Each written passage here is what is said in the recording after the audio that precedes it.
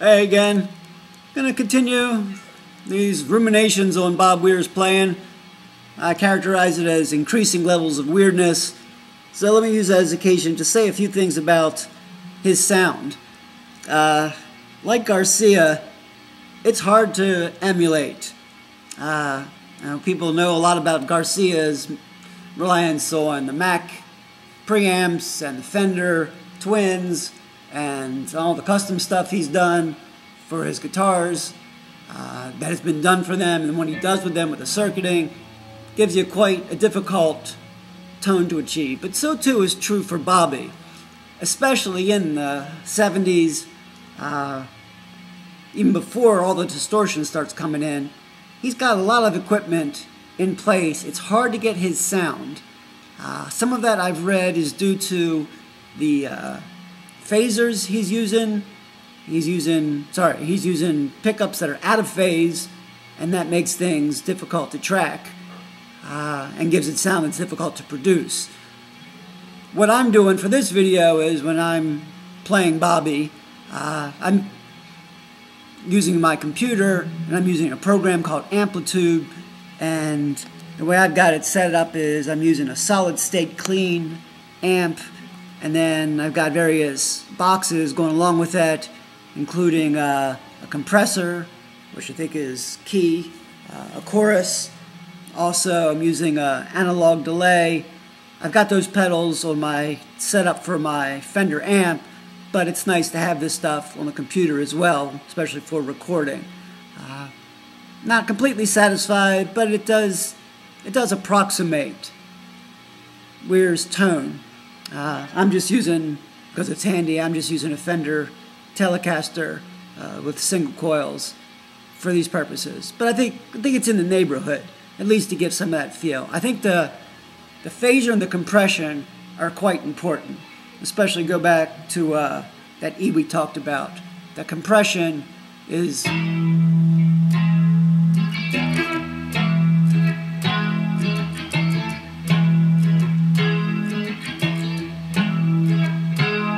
I think that's pretty clear and pretty key.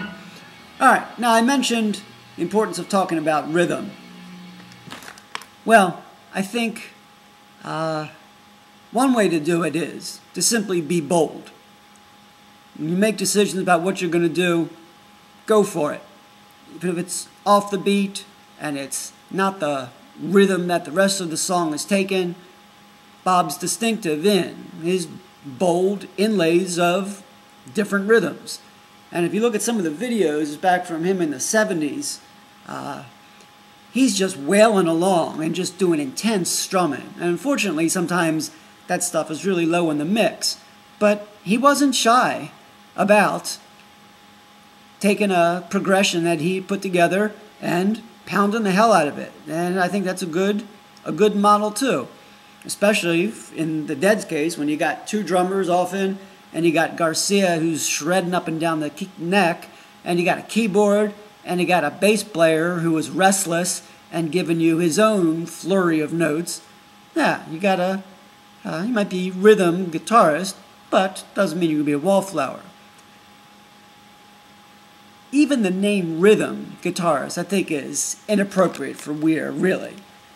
The conception you've got of a rhythm guitarist is really just someone who sits back and cranks out stable chord after chord after chord change after chord change, reliable. Basically stick them in the rhythm section.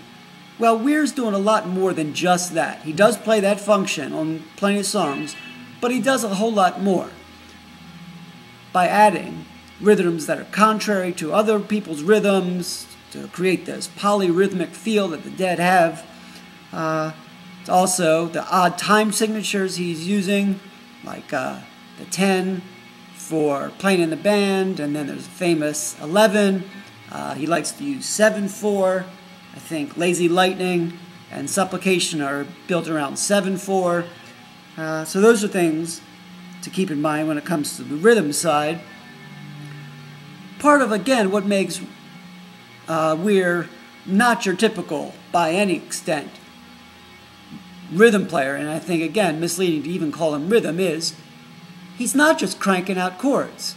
Just like Garcia is soloing and looking for melodic single note lines and strings of lines to put together along with chords, so too is Bobby. And Bobby will very often not just engage in chords, but actually will work on single note lines and combine those with chords. Gives dead songs an extra unexpected element. So one that I like, it's nice in Eyes, is while the chords are E major 7th, A, and then A major 7, B minor, A. Now, basically that feel. What Weir is often doing is he's doing a ascending line that starts with E and then culminates in him doing that 2 strokes for the B minor and to the A. So he's often doing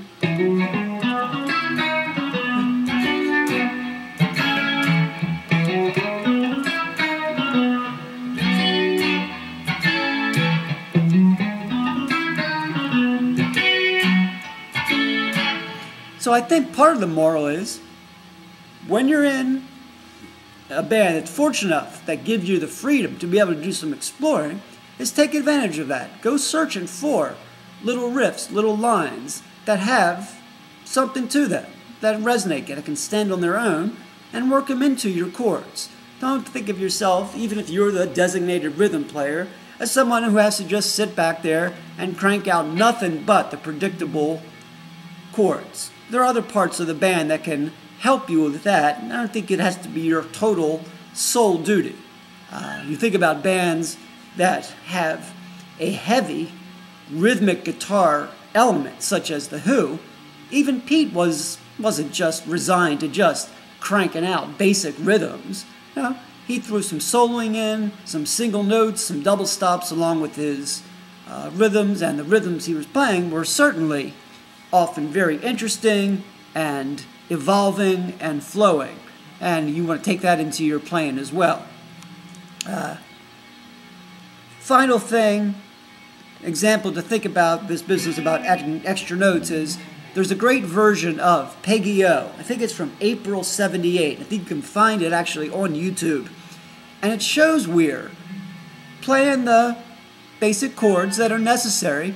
When it comes up to the F sharp, he actually plays little portions of. Alright, a little snafu there. So the idea was just, again, this 478 version of Peggy-O, when they move up to the F sharp, he's not just doing the F sharp, he's got a nice little line developing, and even actually have some bends that he mixes in with his chordal duties as well. So it's really quite an interesting combination that he's got. It's dynamic, it's changing, it's evolving, it's unexpected melodically and rhythmically. To really appreciate what he's doing, you really got to work on developing your ear and try to figure out bits and pieces of what he's doing, see if you can replicate it on the guitar, and I hope some of the principles I've spelled out here will give you some guides so you don't feel like you're starting from scratch. Certainly make use of those tabs that are out there and available, but I've been trying to give you some general principles as well to guide you.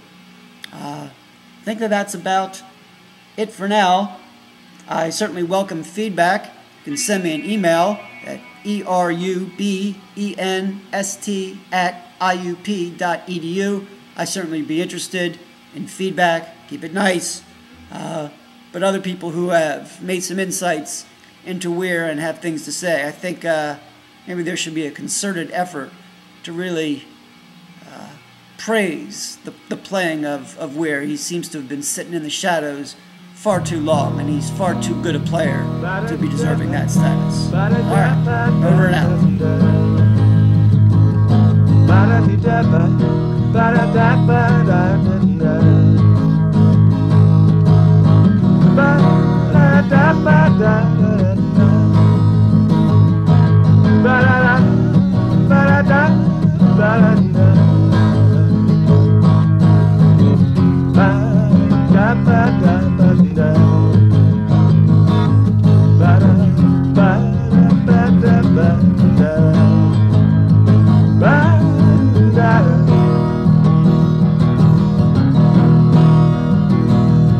da da da da da.